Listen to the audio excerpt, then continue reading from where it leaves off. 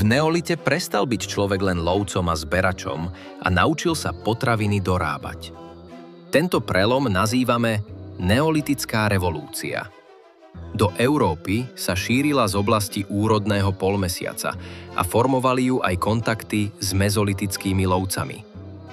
Ľudia začali pestovať obilniny, strukoviny, ovocie a plodiny ako ľan či žihľava na výrobu látok.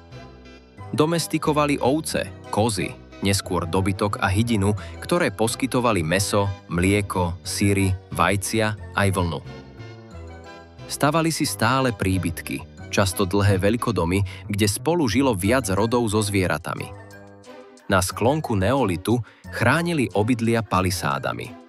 Vyrábali brúsené a vrtané kamenné nástroje, objavili výrobu pálenej keramiky na uskladnenie potravín aj na náboženské účely.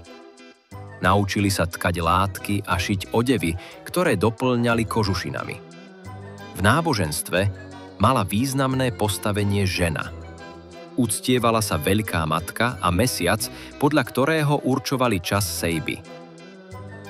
Neolitická revolúcia zmenila život ľudí a položila základy poľnohospodárstva a usadlého spôsobu života.